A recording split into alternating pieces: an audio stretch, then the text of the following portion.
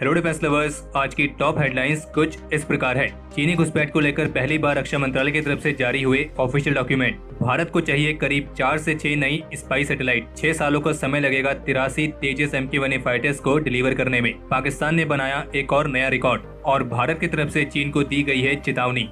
जानते हैं कि पूर्वी लद्दाख में LAC पर भारत और चीन के बीच जो तनाव की स्थिति है उसमें अभी तक कोई खास कमी देखने को नहीं मिली है। और इसी बीच भारतीय रक्षा मंत्रालय का मानना है कि पूर्वी लद्दाख में स्थिति संवेदनशील बनी हुई है और चीन के एग्रेशन का जवाब देने के लिए तुरंत कार्रवाई की जरूरत है। और जब से ये विवाद शुरू हुआ है तब से लेकर अभी तक आज पहली बार आधिकारिक तौर से रक्षा मंत्रालय ने अपनी वेबसाइट पर LAC पर चीनी सेना के अतिक्रमण के बारे में एक डॉक्यूमेंट को अपलोड किया था। हालांकि फिर बाद में उस डॉक्यूमेंट को हटा दिया गया था, लेकिन इस डॉक्यूमेंट के हटने से पहले ही इसकी कई सारी कॉपीज बन चुकी थी और जो सोशल मीडिया प्लेटफॉर्म पर पब्लिश भी की गई हैं। और इस डॉक्यूमेंट में ये लिखा था कि LAC पर चीन की आक्रामकता लगातार बढ़ती जा रही है, जो खास तौर से 5 मई को गलवान घाटी में सबसे पहले हुई थी। और इसमें यह भी लिखा गया है कि चीन की तरफ से अतिक्रमण कुंगरंग नाला, गोगरा और पैंगोंग शू लेक के उत्तर में 17 और 18 मई से शुरू हुई थी। यानी कि रक्षा मंत्रालय की तरफ से पहली बार औपचारिक रूप से इन क्षेत्रों में चीनी सेना की घुसपैठ के बारे में कंफर्म किया गया है। और इसलिए रक्षा मंत्रालय के मुताबिक LAC पर चीन द्वारा की गई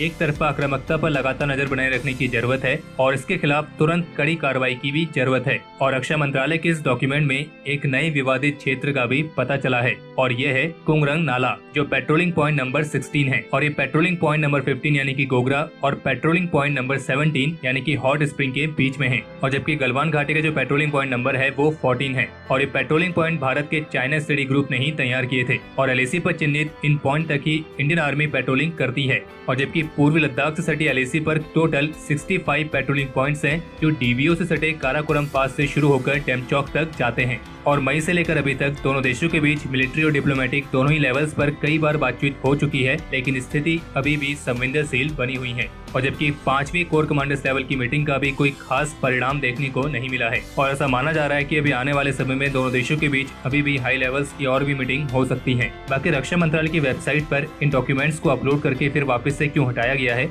इसका अभी तक स्पष्ट कारण सामने नहीं आया है। इंडियन टेरिटरी और 3488 किलोमीटर लंबी LAC के डेप्थ एरियाज के पास चाइनीज मिलिट्री की एक्टिविटीज पर करीब से नजर रखने के लिए भारत की सिक्योरिटी एजेंसीज का ये मानना है कि हमें कम से कम 4 से 6 डेडिकेटेड सैटेलाइट्स की जरूरत है, जो कि हमारे एडवर्सरीज की हर एक मूवमेंट पर काफी करीब से नजर रखेगी। और इस तरह की सैटेलाइट की जरूरत तब महसूस की गई है जब चाइनीज आर्मी ने सिंगजियांग रीजन में अपनी साइड वाली LAC पर करीब 40,000 ट्रूप्स को मोबिलाइज किया है, जो कि हैवी वेपनरी और आर्टिलरीज के साथ हैं। और इसलिए चाइनीज ट्रूप्स की हर एक एक्टिविटी को करीब से मॉनिटर करने के लिए हमें करीब 4 से 6 डेडिकेटेड सैटेलाइट्स की जरूरत है, जो कि वेरी हाई रेजोल्यूशन सेंसर्स और कैमरास के साथ आएंगे। और ये सैटेलाइट्स इतनी पावरफुल होनी चाहिए कि ये छोटे से छोटे ऑब्जेक्ट और इंडिविजुअल्स की मूवमेंट को भी ट्रैक कर सके। हालांकि डिफेंस सोर्सेज का ये भी कहना है कि इंडियन आर्म फोर्सेज के पास पहले से कुछ मिलिट्री सैटेलाइट्स हैं, जिनका इस्तेमाल एडवर्सरीज पर नजर रखने के लिए किया भी जाता है, लेकिन हमें हमारी इस कैपेबिलिटी को और भी मजबूत करने की जरूरत है।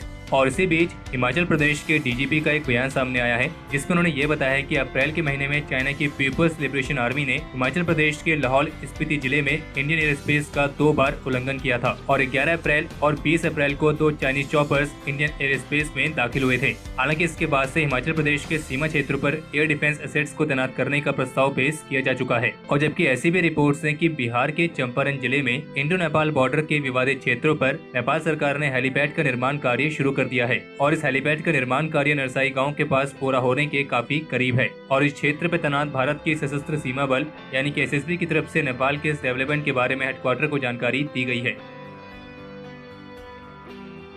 द वीक की तरफ से एक रिपोर्ट जारी की गई है, जिसमें बताया गया है कि aircraft research and design centre ने LCA तेजस के अपग्रेडेड वेरिएंट तेजस MK-1A के स्ट्रक्चरल डिजाइन को पूरा कर लिया है और इसकी ड्राइंग्स के प्रोविजनल सेट को भी रिलीज कर दिया गया है, जिनको सर्टिफाइंग एजेंसीज द्वारा अंतिम रूप से क्लियरेंस दिया जाएगा। और जबकि इसके एडिशनल सिस्टम की डिजाइन एक्टिविटीज अभी चल रही हैं और 6 महीने के समय में इन फाइटर्स में इंटीग्रेट करने के लिए इक्विपमेंट्स का नया सेट डिलीवर होना शुरू हो जाएगा और तब तक इसके फाइनल सिस्टम डिजाइन के भी पूरा होने की उम्मीद है। और अगर सब कुछ समय अनुसार होता है तो नए सिस्टम्स का इंटीग्रेशन अगले साल की शुरुआत से शुरू हो जाएगा, जिसके बाद इसके रिग टेस्ट और सारे क्रिटिकल फ्लाइट टेस्ट आयोजित किए जाएंगे। और उम्मीद है कि इंडियन एयरफोर्स के सारे रिक्वायरमेंट्स और सेटिस्फेक्शन के अनुसार सभी नए सिस्टम्स को साबित करने से पहले करीब 200 फ्लाइट ट्रायल्स आयोजित किए जाएंगे। और तेजस MK-1A के एडवांस फीचर्स को प्रूव करने के लिए 2 लिमिटेड सीरीज प्रोडक्शन एयरक्राफ्ट होंगे, जो कि ऑलरेडी इस फाइटर प्रोग्राम के ऑनगोइंग ट्रायल्स का हिस्सा है। हालांकि फिलहाल 83 तेजस MK-1A फाइटर के कॉन्ट्रैक्ट को अंतिम रूप दिया जाना बाकी है, जो कि इस साल के अंत तक होने की उम्मीद है।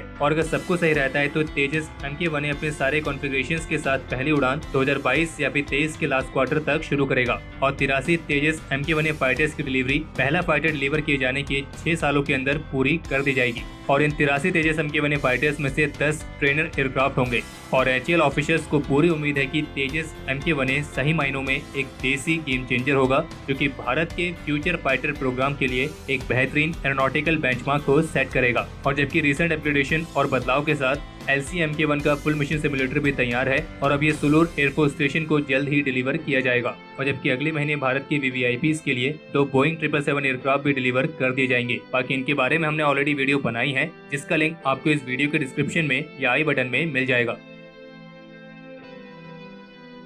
अंतर्राष्ट्रीय स्तर पर अपनी बेइज्जती करवाने का नया रिकॉर्ड बनाते हुए पाकिस्तान ने एक नई उपलब्धि हासिल कर ली है, क्योंकि पाकिस्तान के विदेश मंत्री ने UN सिक्योरिटी काउंसिल में कश्मीर मुद्दे को उठाने के लिए जो लेटर लिखा था, उसका पाकिस्तान को कोई भी सकारात्मक जवाब देखने को नहीं मिला है। और UN सिक्योरिटी काउंसिल में कश्मीर मुद्दे को उठाने का पाकिस्तान का प्रयास एक बार फिर से नाकाम हो गया है, क्योंकि UN सिक्योरिटी काउंसिल के अधिकतर मेंबर्स का ये कहना था कि जम्मू कश्मीर भारत और पाकिस्तान का बायलैटरल मैटर है और इसीलिए UN सिक्योरिटी काउंसिल में इस मुद्दे पर बात करके समय व्यर्थ करने का कोई मतलब नहीं बनता है। और UN काउंसिल में कश्मीर मुद्दे को उठाने में केवल पाकिस्तान ही नहीं बल्कि चीन भी शामिल था और इसीलिए भारत की तरफ से चीन को साफ साफ चेतावनी दी गई है कि वो भारत के आंतरिक मामलों में हस्तक्षेप करने की कोशिश न करे। और जबकि सीमा विवाद को लेकर पैंगोंग क्षेत्र में चाइना ने भारत से यह अनुरोध किया था कि दोनों देश इक्वल डिस्टेंस के साथ पीछे जाएंगे, लेकिन भारत ने चीन की इस रिक्वेस्ट को बिल्कुल रिजेक्ट कर दिया है, क्योंकि भारत अब अपनी पोजीशन से एक कदम भी पीछे नहीं जा सकता है। और जबकि राम मंदिर पर पाकिस्तान की आलोचना की भारत ने निंदा की है और पाकिस्तान को साफ साफ कहा गया है कि सांप्रदायिक मुद्दों को बढ़ाने की कोशिश न की जाए और पाकिस्तान जितना हो सके भारत के आंतरिक मामलों से उतना दूर रहे। और भारत ने पाकिस्तान को ये भी याद दिलाया है कि पाकिस्तान में जो माइनॉरिटीज हैं उनके साथ पाकिस्तान कैसा बर्ताव करता है और किस तरीके से वो क्रॉस बॉर्डर टेररिज्म को बढ़ावा देता है।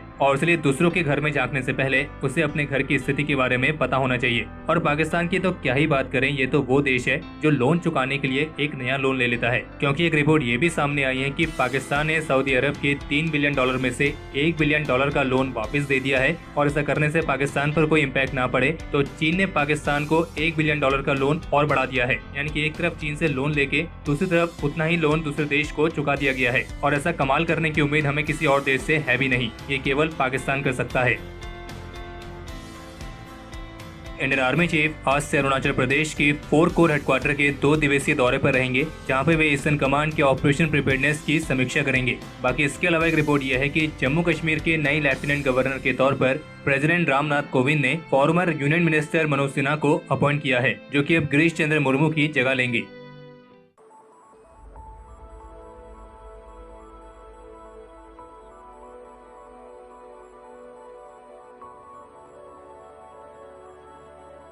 तो हमारे आज के इस एपिसोड के लिए इतना ही। अगर आपको यह एपिसोड पसंद आया हो तो इस वीडियो को लाइक करें और अगर आपका कोई सवाल या फिर सुझाव हो तो उसे कमेंट सेक्शन में शेयर करें। बाकी अगर आपने इस चैनल को सब्सक्राइब नहीं किया है तो इस चैनल को सब्सक्राइब करना ना भूलें।